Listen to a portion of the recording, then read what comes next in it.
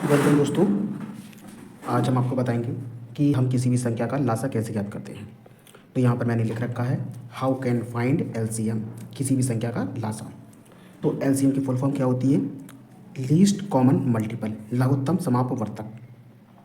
इसी में मैंने एक प्रश्न लिया है कि संख्या 6, 72 तथा 120 का अभाज्य गुणनखंड विधि द्वारा लासा ज्ञात कीजिए।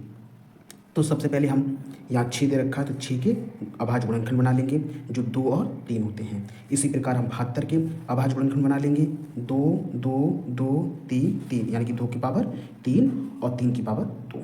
120 के अभाज्य गुणनखंड बनाएंगे 2, 2, 2, 3, 5 यानी कि 2 की पावर 3 और 3 और 5। इनमें हम जो कॉमन है उसको लिख लेंगे, इसमें देखेंगे इसके बाद 2 की पावर 3, 2 की पावर 2 और 5 जो हाईएस्ट कॉमन है उसको हम ले लेंगे। उसके बाद 2 की पावर 3 का होता है 8, 3 की पावर 2 का होता है 9 और 5 का 5। इन तीनों की गुणा कराएंगे तो आ जाएगा 360। अर्थात हम कह सकते हैं कि 6, 72 तथा 120 का लासा 360 होगा। लासा होता क्या है? लासा वह अधिकतम संख्या होती है जो इन तीनों संख्याओं से कट जाएगी। इसी प्रकार मासा भी ज्ञात कर सकते हैं। तो मैंने एक मासा के लिए लिया है। मासा के लिए आपके सामने कि how can find HCF. HCF की फुल फॉर्म होती है हाईएस्ट कॉमन फैक्टर, महत्तम समापवर्तक। तो वही क्वेश्चन फिर से है कि 6, 72 तथा 120 का अभाज्य गुणनखंड विधि द्वारा एचसीएफ ज्ञात कीजिए। तो हम 6 के फिर से गुणनखंड करेंगे, 72 के फिर से गुणनखंड करेंगे और 120 के फिर से गुणनखंड करेंगे। हाईएस्ट कॉमन निकालना है तो हाईएस्ट कॉमन देख लो इनमें कौन सा है। यहाँ 2 की पावर 3 है, यहाँ 2 की पावर 3 है, यहाँ 2 की पावर 1 है। तो हाईएस्ट कॉमन हो गया 2। 3 में बात करें तो 3 की पावर 1, 3 की पावर 2, 3 की पावर 1। तो हाईएस्ट कॉमन हो गया 3 और 5 तो कॉमन है नहीं तो 5 लिखेंगे नहीं। तो ये तो हो गया 2 गुणा 3 यानी कि 2 3 6। तो ये हाईएस्ट कॉमन फैक्टर भी निकल आया।